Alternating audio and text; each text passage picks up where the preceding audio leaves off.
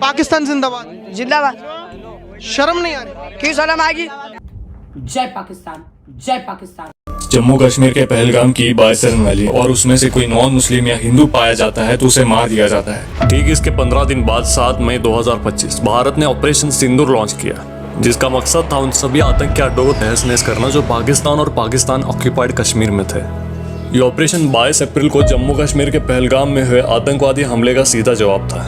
इस ऑपरेशन में टोटल 9 जगहों को निशाना बनाया गया और ये सभी जगह जैश-ए-मोहम्मद, लश्कर-ए-तैयबा और हिजबुल मुजाहिदीन जैसे आतंकी संगठनों के अड्डे माने जाते हैं। 9 terrorist camps were targeted and successfully destroyed. Over the last 3 decades, Pakistan has systematically built terror infrastructure.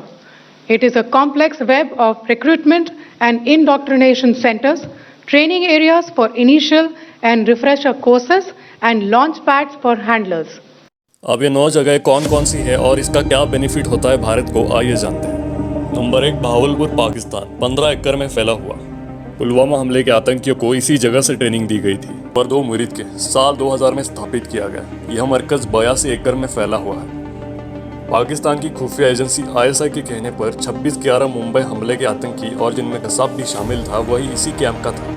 Number 3, Narowal जिला, जो जम्मू कश्मीर के सांबा सेक्टर से 6 किलोमीटर दूर है। यहाँ से भारत में घुसपैठ के लिए सुरंगें खोदी जाती है और ड्रोन के जरिए हथियार, गोला बारूद और ड्रग्स भारतीय सीमा में भेजे जाते हैं। नंबर 4, सियालकोट, यहाँ पे हथियारों की ट्रेनिंग दी जाती है। इस कैंप का चीफ है मोहम्मद इरफान खान। 1995 में जम्मू के मौलाना आज़ाद स्टेडियम में किया गया ब्लास्ट, इसके पीछे इसी का हाथ था।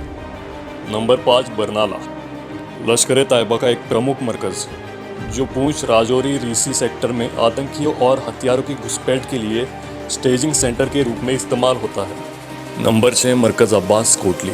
यह मरकज़ कोटली मिलिट्री कैंप से लगभग 2 किलोमीटर दक्षिण पूर्व में स्थित है। यहाँ हर समय 100 से 150 तक आतंकी रह सकते हैं और हर समय 40 से 50 आतंकी हमेशा मौजूद रहते हैं। नंबर 7, मस्कर रहील शाहिद कोटली। यह कैंप 2.5 किलोमीटर में फैला हुआ और यहाँ पे हर समय 150 से 200 HM आतंकवादी एक साथ रह सकते हैं। नंबर 8, शवाई नाला कैंप, मुजफ्फराबाद, लश्कर-ए-तैयबा का मेन ट्रेनिंग ग्राउंड। साल 2000 में इसकी शुरुआत हुई थी। इस जगह पे GPS ट्रैकिंग और काफ़ी सारे हथियारों की ट्रेनिंग दी जाती है। और नंबर 9, सैयदना बिलाल मरकज़, मुजफ्फराबाद। यह JEM का मुख्य मरकज़ है जो मुजफ्फराबाद में लाल किले के सामने स्थित है। यहाँ पे हर समय 50 से 100 आतंकी मौजूद रहते हैं। वैसे देखा जाए तो ये सभी 9 जगह आतंकी अड्डे थे। इसके लिए तो पाकिस्तान को शुक्रगुजार होना चाहिए भारत का, जो हमने उनका कचरा जो साफ़ किया। लेकिन नहीं, पाकिस्तान तो उल्टा समझने में माहिर है। पाकिस्तान कहता है ये एक्ट ऑफ वॉर है, तो हमें भी वॉर शुरू कर देना चाहिए। और ये भी दावा किया कि हमारे सिविलियंस भी मारे गए और हमारे इंफ्रास्ट्रक्चर को भी नुकसान पहुंचा है, जो कि एक पूरी तरीके से फेक न्यूज़ है। और यही फेक न्यूज़ फैलाई गई पूरी दुनिया में।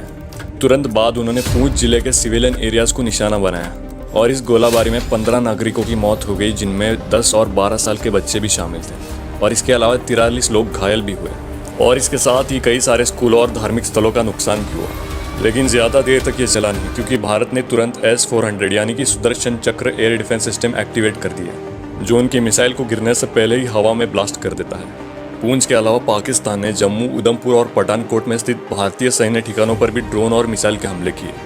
और तभी से इंडियन आर्मी और पाकिस्तान आर्मी में वॉर शुरू हो जाती है और ये वॉर चलती है 3 दिन तक। अब इसके बाद 10 मई को अमेरिका के प्रेसिडेंट डोनाल्ड ट्रंप ने ऐलान किया कि भारत और पाकिस्तान ने सीज फायर के लिए एग्रीमेंट दी है, यानी कि दोनों देश अब सभी हमले रोकने के लिए तैयार है। और इस एग्रीमेंट में तय हुआ कि कोई गोलीबारी नहीं होगी, आर्मी, एयरफोर्स और नेवी के द्वारा बॉर्डर पर कोई मूवमेंट नहीं होगी और पहले के वादों का पालन किया जाएगा। यहाँ पे दोनों देश सीज फायर को एग्री करते हुए अपनी अपनी फायरिंग रोक देते हैं। लेकिन कुछ घंटों बाद होता कुछ और है। एग्रीमेंट में था कि शाम के 5 बजे सीज फायर किया जाएगा और ऐसा होता भी है। लेकिन इसके कुछ ही घंटों बाद खबरें आती है कि राजौरी, उरी और जम्मू सेक्टर में फिर से फायरिंग की गई है पाकिस्तान के द्वारा और यहाँ पे पाकिस्तान ने सीज फायर के रूल्स को ब्रेक किया। अब यहाँ पे पूरी दुनिया ने सीज फायर का स्वागत किया। अमेरिका, G7 और चाइना ने भी कहा कि दोनों देशों को अब शांति से हल निकालना चाहिए। लेकिन अब सभी को डर ये लगने लगा कि फिर से बात न बिगड़ जाए।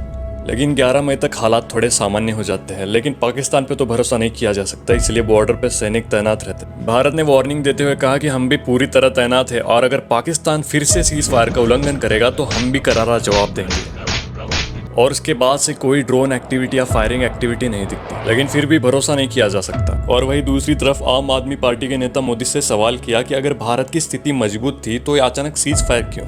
क्या भारत ने दबाव में आकर यह शांति समझौता किया है या इसमें अमेरिका के ट्रेड ऑफर का हाथ था?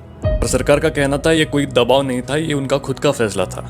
अब फिलहाल तो हालात काबू में है, लेकिन सरहद पर अब भी तनाव बाकी है। सवाल अब भी वही है कि कब तक ये सीज फायर फॉलो किया जाएगा और क्या पाकिस्तान पे अब भरोसा किया जा सकता है या नहीं। सीज फायर के बाद और भी मुद्दे बाकी है, जैसे आतंकवाद, इंडस वाटर ट्रीटी और ये पीओके का मसला। और उसके बाद भी भरोसा और इंसाफ का क्या? और क्या लगता है ये कब तक सीज फायर टिकेगा या फिर कुछ ही दिनों के शांति के बाद फिर से शुरू होगा? और क्या भारत और पाकिस्तान में एक फुल फ्लेज्ड वॉर होगा? संभावना तो कम है, लेकिन 0% नहीं है। और ये संभावना इतनी कम क्यों है? क्योंकि दोनों देशों के पास न्यूक्लियर वेपन्स हैं और इसी के साथ अमेरिका, चाइना और रशिया जैसे सुपर पावरफुल कंट्रीज का भी दबाव रहेगा। और अगर ये युद्ध होगा तो भारत की इकोनॉमी भी गिर जाएगी, फिर से भारत कुछ साल पीछे चला जाएगा, देश में महंगाई भी बढ़ जाएगी। तो इसका मतलब युद्ध टल गया? शायद अभी के लिए हाँ, लेकिन युद्ध की संभावनाएं पूरी तरीके से अभी खत्म नहीं हुई। और एक सबसे ज़रूरी बात, जब ये सीज फायर के पहले ये सब हो रहा था तो कई सारे सोशल मीडियाज ने फेक न्यूज़ फैलाना चालू किया। जैसे INS विक्रांत ने कराची पोर्ट पे हमला किया और इसके रिलेटेड कई सारे रिपोर्ट्स और वीडियोस वायरल हुए, लेकिन ये तो कभी हुआ ही नहीं। ज़्यादातर वीडियो पुराने थे और कुछ गाज़ा और सीरिया के थे। और क्या पाकिस्तान ने न्यूक्लियर मिसाइल दाग दी, भारतीय फाइटर जेट्स ने पाकिस्तान पर बमबारी करी और भी कई धमाके के वीडियो जो दूसरे देशों के थे। और ज़्यादातर न्यूज़ बढ़ा चढ़ाकर पेश किया गया। Karachi of Pakistan, an explosion being reported near the Jinnah International Airport in Karachi. The cause of the explosion. देश में और भी कई सारे लोग हैं जो पाकिस्तान को अब भी खुलेआम सपोर्ट करते हैं। पाकिस्तान जिंदाबाद। जिंदाबाद। शर्म नहीं आ रही? क्यों शर्म आएगी? पाकिस्तान को खत्म नहीं करना चाहिए। हाँ, नहीं करना चाहिए। भारत देश। पाकिस्तान वालों, मैं तुम्हारे साथ। जय पाकिस्तान, जय पाकिस्तान। सच और झूठ के बीच फर्क करना अब हर नागरिक की जिम्मेदारी है। पहले सोचिए, फिर जांचिए और फिर शेयर करिए। अगर ये वीडियो आपको इन्फॉर्मेटिव लगी हो तो अपने दोस्तों के साथ भी शेयर करें। तब तक के लिए ख्याल रखें।